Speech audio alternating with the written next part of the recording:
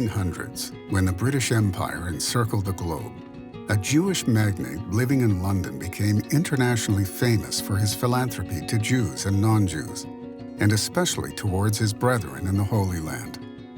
Sir Moses Montefiore, relative and business partner of Nathan Rothschild. In 1837, he became the first Jew to attain high office in London, serving as sheriff, and was knighted by Queen Victoria in celebration of his extraordinary generosity. He was once asked, "Sir Moses, what are you worth?" He named a figure that seemed far too small. "But surely," he was pressed, "your wealth must be much more than that." Sir Moses replied, "You didn't ask me how much I own. You asked me how much I am worth. So I calculated how much I have given to charity this year."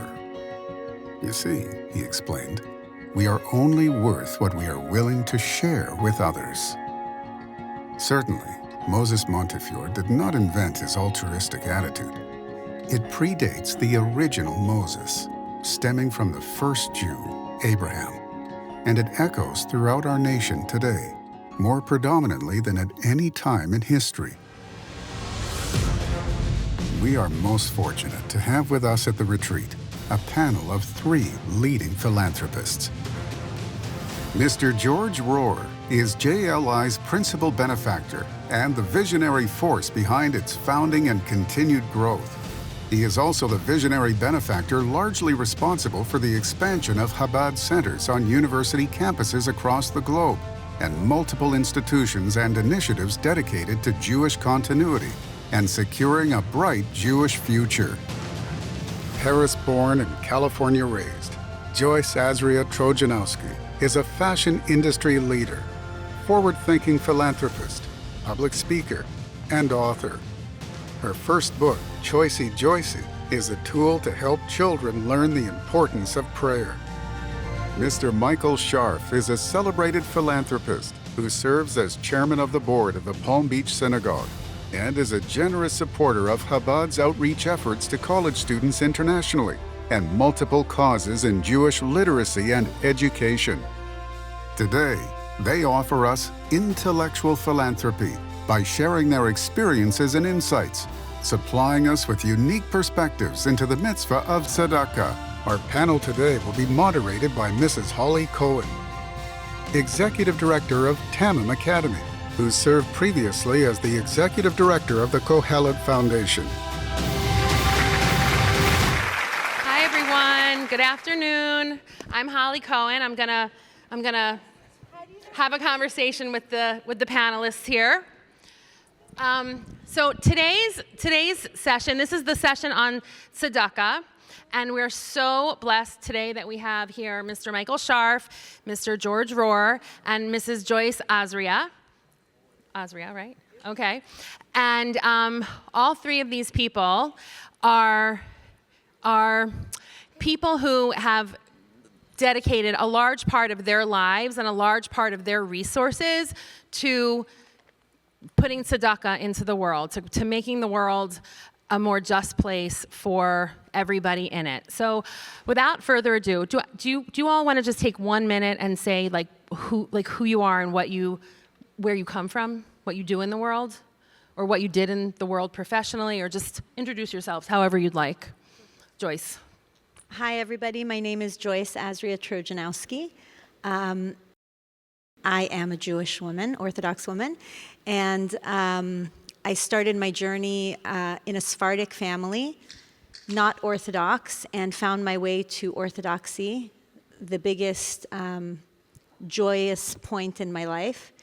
And today, so I come from the fashion world. Actually, my father had a huge corporation of fashion brands, and I ran many of them, and today I'm still in the same space, still in the fashion space, and looking forward to speaking to this topic. Thank you. I'm George Rohr. I grew up in the Ashkenazi world. I'll cook for you. Yeah. To that point, we have a Sephardi daughter-in-law. Just parenthetically, my son, when they were dating, said, I'm so proud of our Ashkenazi heritage and everything in Central and Eastern Europe and everything that we've contributed to the world, religiously, intellectually, scientifically, in the business world. Their food, way better. So anyway, so you're right. Okay. I grew up in Bogota, Colombia, where the words Orthodox, Reform, Conservative, Reconstructionist didn't exist. It was a tiny, tiny community where everybody was together. Everybody was, irrespective of their level of religious observance or Jewish literacy, it was one community, and everybody actually loved each other pretty much. And so it was a unique place to grow up. I came to the United States to go to college, stayed here, married an American girl, and there was no going back to Colombia. In the business world, I work in emerging markets, primarily in Eastern Europe and the former Soviet Union. An exciting place to be right now. And just feel very honored and thrilled to be with all of you and to see the incredible learning and that's going on here and the friendships that are being formed, and it's really an inspiration. So thank you. Michael? Hi, my name is Michael Scharf. I'm by far the oldest person on this panel. And I don't know exactly why I'm on the panel, but I was on the panel several years ago and said a lot of things which I don't remember. So if I say them again and you do remember, perhaps after this you could come up and tell me I said that already. I came to Chabad. I grew up as a Reform Jew, a very serious Reform Jew. And I made my first trip to Israel in 1973, 3.5 weeks after the Yom Kippur War ended. Because I'd made some money, I sold my first business, and I made big donations that I thought were big anyway. To UJA, I bought a lot of Israel bonds, and I got invited on a trip from JFK to an air base in Eilat, and I went. One man on the trip, months later, 7-8 months later, invited me to an Orthodox synagogue for the High Holy Days. I was living in New York, I was single, and I went. It was Parky's synagogue, and he invited me because he wanted me to his daughters. So I didn't like the daughters, but I liked the synagogue because everyone was sort of friendly and nice, and I could barely follow the service, but people were nice to me. So I started going back. This same fellow who invited me there had told this Chabad rabbi to call me, the Rabbi Shmuel Butman from Brooklyn. And he kept calling me and calling me. I didn't take the calls. I was intimidated by people in black hats and long beards. It just wasn't my milieu at all. So, but finally, I felt so badly. I had these pangs of, conscience. And I phoned him back. And he came on the phone, and we chatted for a few minutes. He said, "Could I come see you?" I said, "Sure." He comes and sees me. I was living at 82nd and 5th Avenue at the time. And he asks me, "Do you know anything about Chabad?" I said, "No, I really don't. The only thing I know is a few weeks ago in one of your mitzvah tanks, I put on tefillin for the first time. I'd never had tefillin." He said, "Anything else?" I said, "Well, actually, I've been cutting out from the Jewish Week, this sort of liberal Jewish rag in New York. I've been cutting out the columns, Torah Thoughts of the Lubavitcher Rebbe, and I found them very interesting. So each week I'd cut them out and put them in a file." He said, "Can I see the file?" I said, "Sure." I gave him the file. He said, "What started you on this? Why did you begin to do this?" I said, "Well, it was the first Parsha, Breshit. Adam and Eve are in the Garden of Eden, and the Midrash says they just didn't have to eat the forbidden fruit for 3 hours. They just had to restrain themselves for 3 hours. Another Midrash says 1 hour. But anyway, the Rebbe made the point that just because you make something easier doesn't mean you're going to get greater adherence to it. And that struck home with me. It really did, because I started reading this and learning a little, because the rabbi at Park East gave me some books to read, and I started going. And it dawned on me, Reformed Jew, you can drive to shul, there are no, restrictions on anything, and the shuls are empty. So this began a friendship. He told me to commit to doing one mitzvah, just one mitzvah regularly. I decided to keep kosher. I had to get new dishes and pots and pans. They came with blow torches and almost burned my apartment down. Many of us have been. Yeah, and then my best friend says to me, a late best friend says to me, "You're going to keep kosher? Last Thanksgiving, you had a big Thanksgiving dinner here and you started with a shrimp cocktail." I said, "No, Stephen, I'm going to keep kosher." And I did it very seriously. And the following year, I decided to keep Shabbos and got really involved in the whole Chabad movement. So the Rebbe often said, one little kind act can be transformational. And I had several really kind acts that transformed my life. I'm forever blessed by Chabad. That is, that's great. No, it's great. And so we're going to talk about one kind act. Can you, Joyce, let's start with you. Can you tell me, what is one aspect of tzedakah, your practice of tzedakah, that you find many other people could find purposeful and give meaning to their life? What is it for you that does that, and how could someone else do that? I think Hashem doesn't empower everyone equally. I think when people think of tzedakah, they think of giving a big check and walking away, or maybe it's donating a wing in a hospital, or maybe it's something big. To be a giver, it's very small, but it's very big. And I think as a child growing up in my home, I always felt on the side of giving. My father was a big entrepreneur, but as big as he grew, he also fell very low. So a child of someone like that, we knew nights where we didn't have dinner, and we knew nights where we were sitting in homes that were disproportionately large to our family, and a chef cooking. So I'm saying, but to give tzedakah and to have the merit of entering that energy, it's about understanding that giving can take many different forms.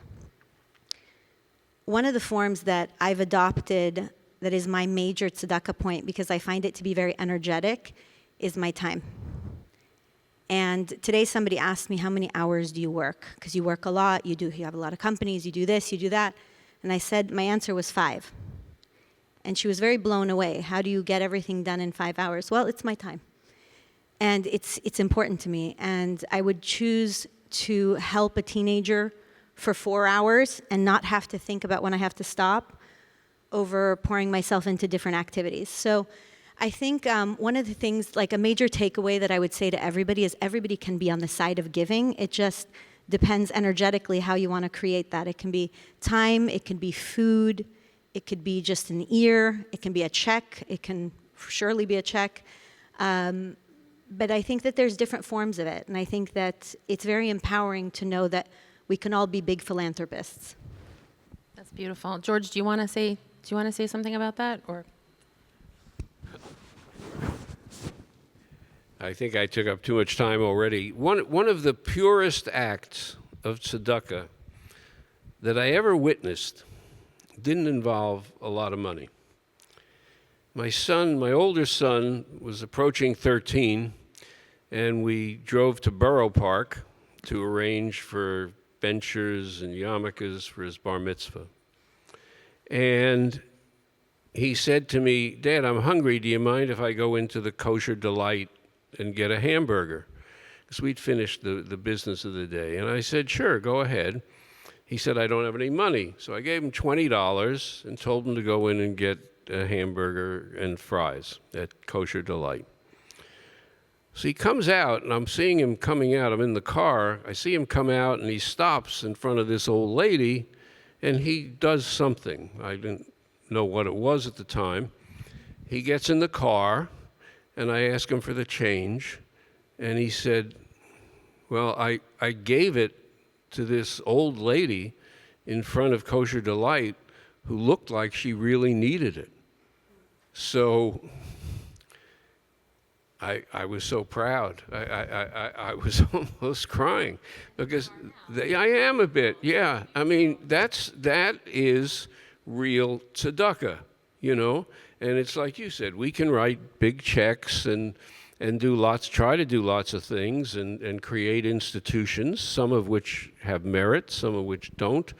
But acts like that, or paying for a poor person's funeral, you don't get any recompense for it, but you know it's the right thing to do if you believe in the tenets of our faith. And those acts have a magnitude just as great as the large gifts, which I'll talk about later. But George, go ahead. Yeah, no, I would just say very briefly, the act, whatever the act is, do it now. Now. Like today, right now, preferably this hour, not next hour. Don't overthink it. I think one of the most powerful and empowering decisions that you can make is to, in certain situations where you see an opportunity to help and you know that it's good, and you're never going to have 100% information or 100% accuracy. If you know with 80% certainty that it's 80% good, okay, you can do the math. You could be 2/3 right, 1/3 wrong. That's way better than most people do. Don't overthink it. Do it now because you don't know if you're going to have the opportunity at another time. Can I just add something to that? I've never actually shared this story. I speak quite a bit, and I've never shared this story. But at 29 years old, I divorced, and I was married 10 years, from 19 to 29. And it was the first time that I had my accounts frozen. And I wanted to give to certain places, and I wasn't in a position to give. And I remember feeling an immense amount of sadness about it, because I think it's part of my mission. Giving is part of my mission. And so I was frozen, and I went to a dinner, and there was a gentleman telling me that they were going to close a school in Los Angeles for Russian immigrants. And I did not sleep the entire night. I didn't catch the name of the school. I didn't catch the name of the rabbi. But the energy in which he was speaking and dealing in, I felt too much pain to know that a child would not receive a Jewish education. So the next day, I went to my father, and I said, look, I'm not in a position to give, but can you give for this school? He says, what's the name? I said, it's an amazing school with Russian immigrants, and I couldn't answer the question. And who's the rabbi? Dad, they're taking kids who would lose out on a Jewish education. He said, I'll do it as long as you can find me 10 other people to match me. I said, okay. And I remember I had an hour and a half commute to work, and for an hour and a half with my assets frozen that I knew I couldn't give, I sat in the car and called every person I knew in my phone with no name and no rabbi and no nothing, just the energy of the feeling that I had to do something to help these kids. I divorced, and a few weeks later I was prepared. I'd collect all this money to give it to a rabbi. And it was the first time I was meeting him. He was called into my rabbi's home, said that somebody wanted to give a donation. And I explained my story. I went through 10 years of giving, and I unfortunately am in a position where I was frozen. And Baruch Hashem, the entire community, we got, all these people. And that was the week I met my husband. And it makes me so emotional. And I don't share the story because it's so, so personal. But I feel like tzedakah saves us. And I know now I have 7 children, and I went from having 1 child. So I just see that it's so multiplied. And it's not always multiplied measure for measure in what we can see, but the gift is so much bigger. That's beautiful. So you just mentioned your children, and Michael, you talked about your children, and George, I know that you have children that you have brought into the trust of giving. And so I would like to hear each of you just talk a little bit about how you see your responsibility vis-a-vis your children and how other people might introduce tzedakah. Let's say not everyone has been as, as busy giving tzedakah as you guys have been. But how does one introduce their children, and how did you do that with your children, and why is that important? Well, I think children learn from what they see and hear and read as well, but directly from parents they see and hear. And I always grew up in a home with my parents. My father was an international lawyer and very precise man. And whenever he would get a request for a contribution, he'd have it on his desk. There'd be a folder, and every week or every 2 weeks, he would just start writing checks. That's what I grew up with, and that's what I saw. Now, I have my own theories and my own psychology of giving, per se, but my kids have seen a lot of that. And thank Hashem, they have really followed up on it in terms of their giving and their patterns of giving and their giving with a warm heart. You can, it's what relates to what George said, give now, not after you're gone and you have a will and trustees interpreting everything. Give now and give generously and give with a warm heart. Just one story about, it's not directly about giving, but it's the same aspect, same subject. When I started the new leadership division of Israel Bonds, we were going to have our first New York function of young people, young professionals, as they're called now. So we make plans for this event. It was at some hotel, and a lot of people coming, a lot of people joining. And to come, they had to buy an Israel bond, $250, $500, $1,000. So we meet with a man named Dave Zeisman, who's one of the greatest fundraisers who ever lived. He later became head of fundraising and development at Yeshiva University. But he came from Chicago, and he's now running Israel Bonds in New York. And he says to me, who's going to call the cards? I said, well, we don't call cards. This is a young person's function, and we just don't do that. And he was very gruff with me. He said, if you don't call cards, there's no function. So I didn't know what to do. So I spoke to 14 people, and friends of mine who were coming, and I said, do me a favor. Just tell me now how many bonds you're going to purchase, because I have to call names, and I don't want to call in descending order, but I want to call people whom I know are going to pledge a certain amount of Israel bonds. So the event happens, and I got these 14 people to tell me, and I call their names, and they stand up in front of a room filled with people. 12 of them gave more than they told me they were going to give. This is sort of the public, you feel a different sort of pressure when you're standing alone and have to give. And they weren't giving, they're buying bonds. But it's the same principle. Don't think so much about what other people are doing. Think about what you're doing. And the good that you're doing and the care you're taking in crafting whatever you want to craft relating to your tzedakah. So there's a lot that we learn about, I think, in many aspects of our lives. And in our Jewish lives, we're always, not always, but there's a promotion of, humility, and that we should know where everything comes from. It's not all about us. But I do think that there is also a value when you're a person who gives, or for anybody who gives, to let it be known, because you are absolutely setting an example for others when you do that, when a person does that. So I'm just going to sort of direct George and Joyce, if that's okay, to answer the question about generational giving. And George, if it's okay, I'm going to ask you just to talk a little bit about the example that was set for you, because I know that it was a tremendous and loving example. And then Joyce, you can think about this while George is answering. I'd like to just hear a little bit, because I think you have some smaller children. I'd like to hear what it's like for you right now and how you put that in front of your own children and guide them in that way.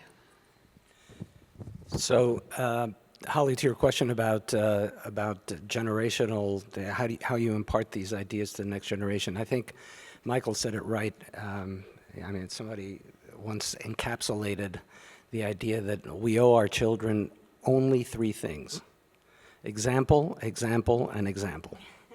And if they see, as you know, Michael saw his grandfather, and I saw my father of blessed memory conduct his life in respect to these issues of tzedakah the way that they did, that's extremely powerful. In addition, though, there's some, at least in my experience, there's some things which, thank God, now all four of our children are grown, and I see that it really has had a very direct impact, and that is, first of all, inculcating in them from the time that they are very, very little, that nothing that they have belongs to them. Nothing, not materially, not intellectually, not spiritually. It's all given to them on loan for the Almighty to see what it is that they're going to be able to do with it.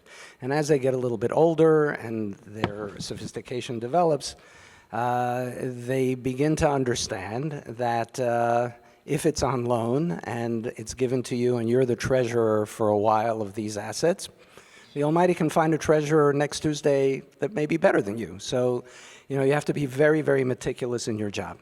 So concretely, what we did, and I don't know if it's the ideal for everybody, but we did from the time they were old enough to even get an allowance, we insisted that they set aside 10% for tzedakah and that they actually decide where and how and when to give it physically themselves. And there was never an idea of, well, this is my money. No, A, it's not your money, and basically you're on a 90% commission. 10% has to be given. And now, just on a more humorous note, it can backfire too. So we, when my son had his 9th birthday, he got some presents, and an aunt and uncle gave him some money for his birthday, and we calculated what the value of the presents were and what 10% was, and it turned out that he was going to have $27 to give to tzedakah from this whole experience. So he was 9 years old, and by then the word Chabad house was very active in his lexicon, and he knew all about that. And he was very into geography, and he had a big map of the world. And he says, I want to give this money, this $27, to the Chabad house that is farthest away from New York City in the world. So we look at the map and we measure and all that. Alaska, right? So dutifully, he gives me the money. I write a check to Rabbi Greenberg in Alaska. And I explain the circumstances, that this is my son's maser, his 10% of what he got from his gift, and he's 9 years old. And we get a beautiful thank you letter back from Rabbi Greenberg, and he says, I'm so happy to let you know that this $27 was the first contribution towards our new mikvah. And we're raising money for this mikvah, Mr. Rohr, and perhaps you'd like to partner with your son. And so he has a big stake in this mikvah in Alaska now. So, they saw that coming a mile away. It's nice. Yeah, it's nice. It's nice when it works, I guess. That was actually a really good result. Yeah. For everybody. Yeah. I loved what you said about example, example, example. I think maybe being raised in a Sephardi home, we were maybe more crazy in terms of, I love the idea of the percentage to be set aside. And I think it's of tremendous value to teach your children to amass things and to separate things, but to continue to amass so that they, my family was a little more frivolous, we'll say, in the sense that the excitement was so big always about the mitzvah of tzedakah that it almost is something I try and teach my children, is in order to give more, we also have to give stability to ourselves in order to give more. So I'll never forget, 2 years ago, my father passed away, and my kids had worked very, very hard, lemonade stands and things during the summer, and them having the money was an enormous amount of stress for them. What are we going to do with the money? And they would fight about it, and it was just, at that point it had become, I think, $200.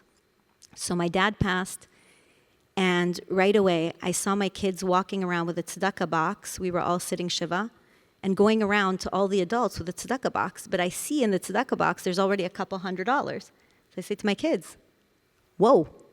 And they said, it's our money from the summer. So Baruch Hashem, I think I have nothing more intelligent to add than example. I think when you can give with a lot of like excitement and warmth and an open heart and a constant outpouring of giving, it's the best state to be. Can I say something about giving in the Rebbe? Yes, when my please. 2 sons were, I think, 6 and 4, maybe 7 and 5, we went to Crown Heights and to get dollars, on a Sunday. So my kids insisted, Dad, we have our tzedakah boxes and we want to give the money to the Rebbe. Okay? So we emptied the tzedakah boxes, coins and bills, and put them in, each had a plastic bag. Andrew had one and Will had one. So we go to the Rebbe. We get online, we get up to the line, the Rebbe hands them dollars and everything, and Rabbi Groner takes the 2 plastic bags. Okay.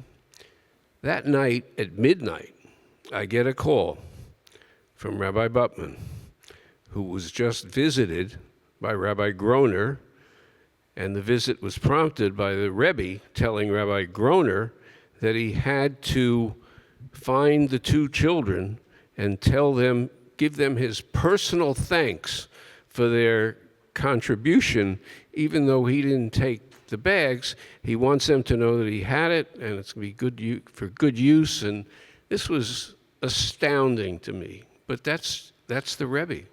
That is the Rebbe. He knows every soul. So I think just in our world today, one of the things that we see, Jews. I was just at a lecture before. I don't know if Rabbi Kalmanson or Rabbi Abraham are here, but Jews really do give out of proportion with our numbers. We are a people that is educated from a young age to give. Many people. But there is a challenge, I think, among the Jewish people these days, which is that Jewish people give a lot of tzedakah, or they give a lot of charity to non-Jewish causes, because they have very valid interests in wanting to heal the world or make things better in different places in different ways.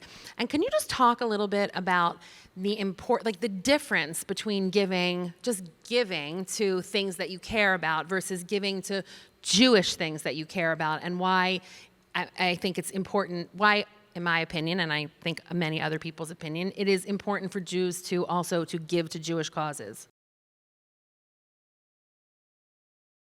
Family first.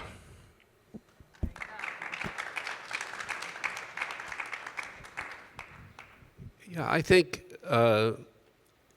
if you're looking for bang for your bucks, there are certain Jewish organizations that really provide it, and we're in the midst of Would one of those be Chabad?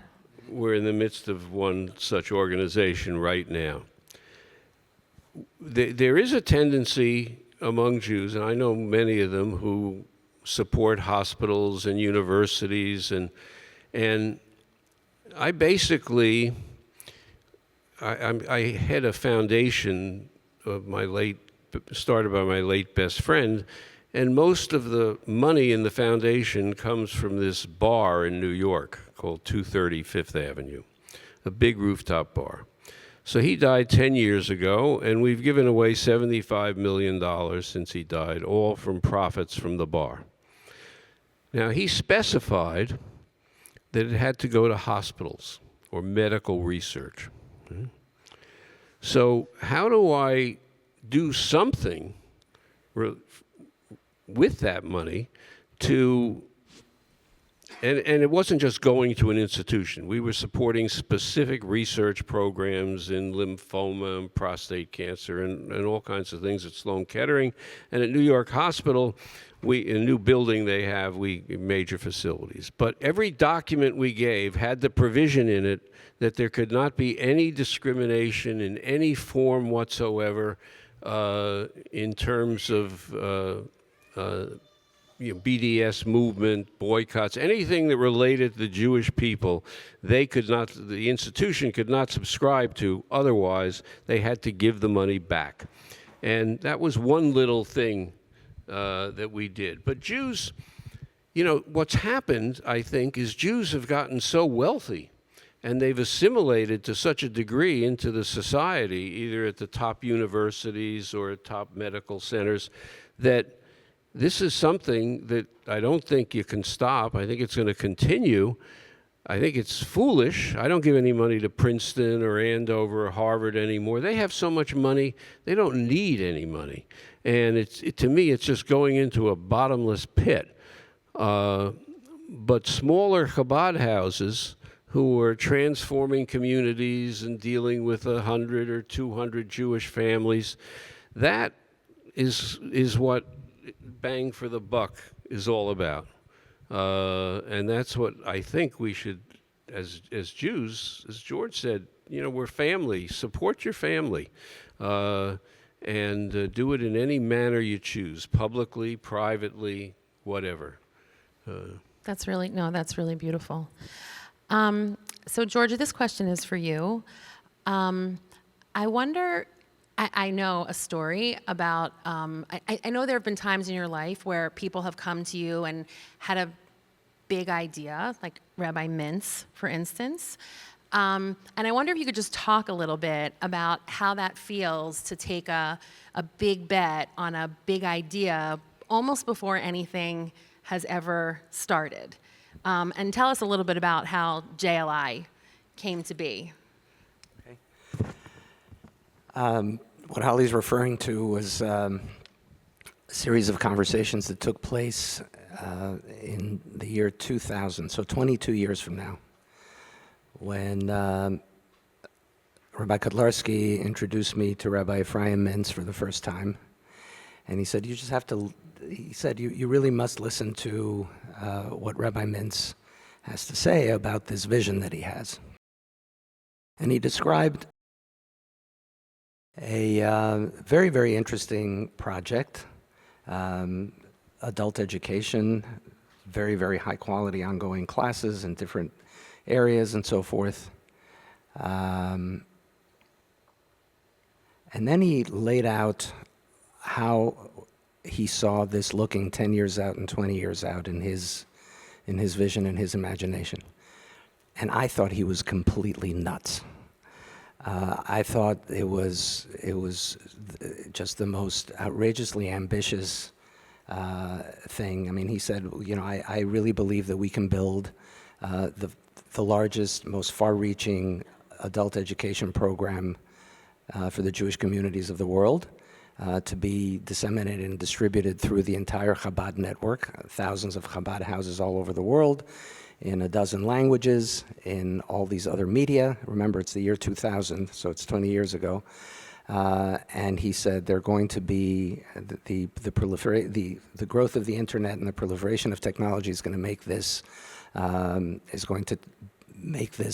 such that it can be taken, Jewish education for adults can be taken to a whole other level.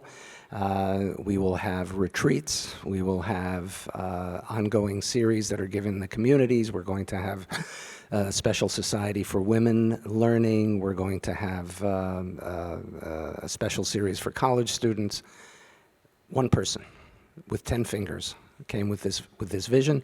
No staff, no budget, nada. So sometimes when you meet somebody who has it, and you don't quite know what it is. Joyce is chuckling, but I know you know what it means, and Michael is nodding too. You know that it, and you know that that the fire and vision is there, and the skin in the game is there, and just the burning desire to execute at the highest possible level is there, it actually becomes a very low-risk proposition from an investment standpoint. Never mind that intellectually, spiritually, existentially, all of that resonated very much with me in terms of how this Jewish education for adults was going to be transmitted through the lens of Chabad and through the Rebbe's teaching. That was a separate issue, but in terms of just the potential to execute, it looked daunting. But I thought, yeah, this is insanely ambitious, but if someone can do it, it's probably him. So I asked him for a proposal for a pilot. What is it going to take to have proof of concept, not of the whole thing, but just of this one aspect of it? And I'll back it, and we'll see. Yes, yes, no, no. If it works, great. Then we can look at ways to roll it out and hopefully bring in lots of other partners, because this is really a grand vision. And if not, we neither of you'll have lost a lot of time and energy. I'll have lost some money, but it's tolerable. So from an investment perspective, it was a tolerable risk, and that's how we got started. And here we are. And here we are.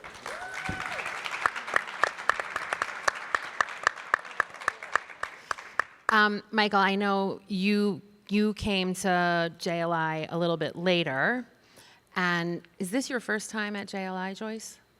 Okay, so do you want to did you have an initial impression? How did you come to JLI? Did you go to a class, or did you meet someone? I don't really know. I started how it hearing happened. about it. I don't know. I don't belong to a Chabad shul. The Palm Beach Synagogue is an Orthodox shul. We only have 4 rabbis now, all Chabad. So I guess in some respects we're a Chabad shul. In many respects we're a Chabad shul. Rabbi Shiner is right there, and he never stops talking to and alluding to the Rebbe, and Yosef Rice is here as well, I believe. So I don't know how I heard about it. I hear about everything in Chabad, and somebody approached me for some money, not a lot of money, but I did it, and this year I have to do much more. I just think it's worthwhile. I get these books, and we don't have the courses at our synagogue, but I get these books, and they're really good books, and I stay up reading till 2, 3 in the morning every night. So I like getting these books, and I like the quality of them. And this new book that's coming out, I think Everyone knows about the new book that's coming out? The contents are outstanding. Chabad is where it's at. It's quite remarkable, because wherever you go, there's a Chabad. And we need that. We need that around the world. And that's my first stop usually when we travel. We go to drop in on the Chabad house. I love Chabad. It's just become part of my entire ethos system, and I think that's true of certainly true of both of you. So I don't know how I came to this JLI. Joyce, I don't know if you have a Chabad story or a JLI story. If you do, I would love for you to share it. I don't know if I have much of a story here, but I was called a few weeks ago by somebody and said, would you like to speak at the JLI? And I've heard about it, and I've heard how amazing it is for growth as an adult, like to find opportunities like these and to be able to be with people who have a similar interest. My sister is not from, and I came back to the room last night and I was literally dancing. And she's like, "Are you at Jewish Disneyland?" And I was like, "Yes, I'm at Jewish Disneyland." So I feel really blessed to have been invited, and I think it will become part of a yearly tradition for us. But it's a huge vision, and it's absolutely larger than life, and it feels global. And I love that. I love things that reach outside and really wrap themselves around. So it's really beautiful. So we're just going to maybe take one or two questions from the audience. Does anyone have a question? Thank you for doing this, everyone on the stage. My question is related to the relationship between the giver and the receiver when it comes to charity. Obviously, from the giver side, how does that change for you? You know, someone perhaps was a friend, a shliach that you met, cultivate a relationship. One day the ask comes and the check is written. How does that change the relationship going forward and the decades that follow that? I'll answer that. I always feel like the receiver. And for me, how things change the relationship, I think it deepens it a little quicker, but it's nothing that wouldn't have happened, check or no check. It's usually deepened, especially, and you had asked this question before about where and Jewish charities versus other charities. I definitely put Jewish charities first, but for me, some of the most meaningful ones are being able to pay for a wedding, to be part of somebody's simcha in that depth and spirit. It surely changes the relationship, but I always feel like the receiver. Right. So I feel very blessed to have any opportunity. And because it really is a partnership. It is. No, I think what evolves once you write the first check is there should be a recognition, and I think in many cases it develops organically, but if not, it has to be articulated, that you as the donor have a duty to care, not just to write the check, but you have a duty to care about the recipient, about what the recipient's organization, about what's going to happen, not just with your gift, but what's going to happen with the cause or the organization which is receiving your gift. And that, in an ideal scenario, evolves into what Holly just alluded to, which is a partnership. It's not a giver-recipient relationship. It's a partnership. So one partner has one set of obligations, and the other partner has another set of obligations. And you, as that party of the first part who has written the check, have an obligation to care about what happens on the other side. I'm just curious about your view of investing as philanthropy into startups or companies that are trying to change the world with say, an innovation, a medical innovation or whatever. Sometimes I learned, it's funny, I started a not-for-profit, and I remember going to, initially to some banks or whatever. It was dealing with housing and the homeless, et cetera. And the irony was that I had no track record, so it was very difficult. But I went to some people because being a nonprofit, we had some advantages in terms of buying housing that are in foreclosure, that kind of thing. And I found that the people that helped me start this, they were lending me money at 12% or things like that. So they were making it for money, but at least I was getting the money, and I was able to start this great nonprofit. And I think about that a lot, that are you as effective in your investments in changing the world for the good, or maybe even more effective by doing investments in things that are maybe risky to other people, you know what I mean? Besides the philanthropy, and of course, you know, JLI is amazing and Chabad's amazing, and I really love it. But I'm curious, do you look at investments to some extent as, you know, I'm not going to just invest in a company that promotes smoking or something like that, but this guy has a great idea, and actually it might make some financial sense. I might not make a huge amount of money, but I know it's the right thing. I'm just going to touch that one, if that's okay. So I think that, you know, part of your question just begs for a really important distinction between investing in something that is for profit, that would at some point turn a profit and then return your investment to you, possibly larger than the one that you made, and tzedakah, which is literally just, it is giving something away. It's, it's really giving something to God.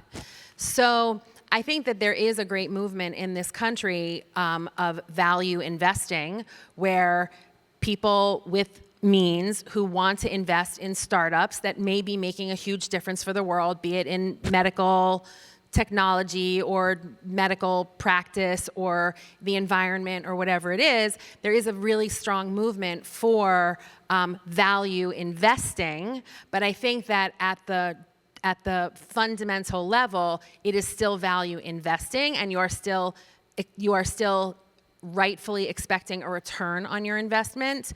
And so it is just very distinct from tzedakah. It has, I think, a value in and of itself, and a benefit to the world in and of itself. And I think, for sure, people, if they're going to invest their money and they want to make money with their money, would often prefer to do it in areas that make them feel good and they think are helping the world. But from a very, just a Jewish perspective, it is, if you're getting your money back, it's not tzedakah. So it's just a very different, just a very different thing. I just want to thank everyone for a delightful conversation and a really informative conversation. And hopefully we'll do it again next year.